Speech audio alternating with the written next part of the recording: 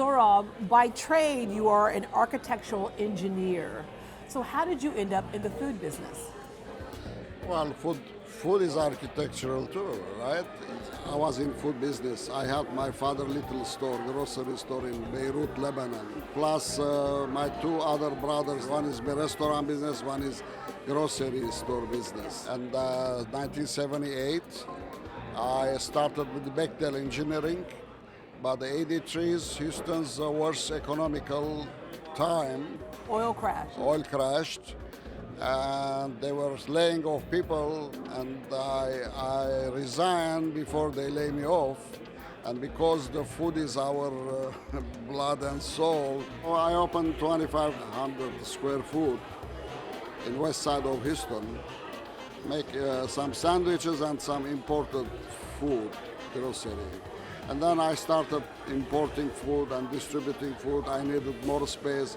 I enlarged it another 6,000 square foot. And we always say that Houston's the most, diversity in the country. All that diversity shows up right here in this market. Yes, the idea is that to serve the international customers, not Lebanese, not Armenians, no, international. So that was the goal. I don't see that as a work. That's an enjoyment for me. I couldn't have done it without my wife or my kids' participation, Yeah, it's all in the family. And so this is a dream that came true. I went to college, UT Austin, and I didn't realize I was going to go back to the family business. But after trying out a few things, I went back to the family business because it was something in my blood, something I was good at. Yeah. And I realized all my family members have certain qualities and abilities, and when we bring them together, we were able to create something very unique and special. There's nothing like it here, but it's so much more than just a grocery store, isn't it? Yes, especially the downtown location. It was a creation by, father, mother, brothers. We came together and we wanted to create an urban space where art, music, culture, people came together and enjoyed. That's why there's so much seating in this area, and there's just so much vibrance of diverse things. We have a lovely coffee house with many unique items like Choco Halva Latte, a lot of creations. That was one of my dad's creations. We have a beautiful bakery department that's European as well as Middle Eastern based. We have a deli section, grill section, meat department, produce. We have music almost every night out of the week. We have game night, we have steak night, we have art openings. We have a gastro pub called Market Bar, a beer and wine bar. It was one of the things that we dreamed up when we wanted to move to downtown Houston to create a more urban atmosphere to bring people together. Well, I do like some wine, but since I'm working, I'm going to be a teetotaler. So let's drink some tea, Lebanese style, okay? Sounds nice. All right. In many cultures, it's not just about the food, but how the food is presented. So something as simple as tea, there's a little ceremony here. Right. Well, what's special about this is my dad's special blend. It's a black Ceylon tea. What's special is he created it for the family first, and now we also sell it at the store. It's called Zohrab's Chai. It was very, very popular around the family, and when people, they come out of town, I invite them to restaurant. I said, no, we don't want restaurant. We want your tea party at home. You get boiling water. What I like to do is boil a cinnamon stick in the boiling water. And I like to also put cloves and allspice. And these aren't just flavorings, this is the real deal. This is the real deal. It makes it extra spicy and nice and fragrant.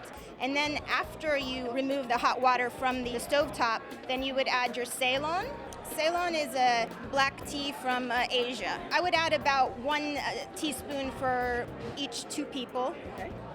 So what's unique about my dad, I think, is when he creates this, he makes it a beautiful teacup soldiers on the countertop. That's why we lined them up so straight, like soldiers, and it just tickles everybody.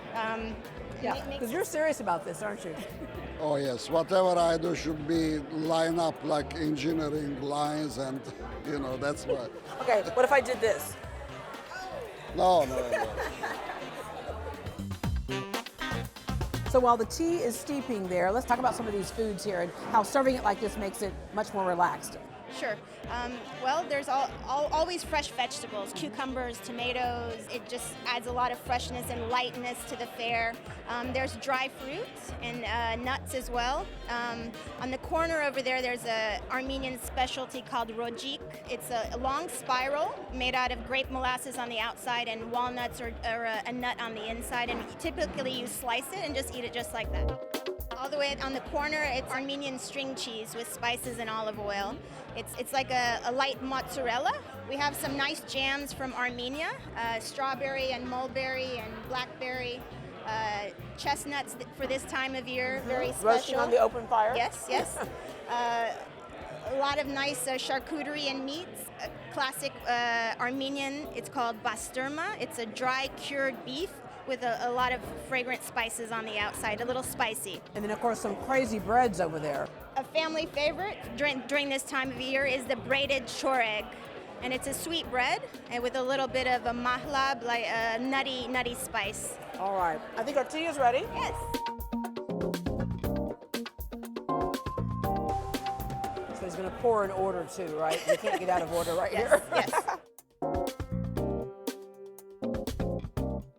Happy holidays and cheers. Happy holidays to family, friends, and celebration. The tea is really good, but Mama's going to be hitting the bar a little bit later on, all right? When we come back, from the Middle East to the Far East, we're heading to Fung's Kitchen for dim sum and other family favorites.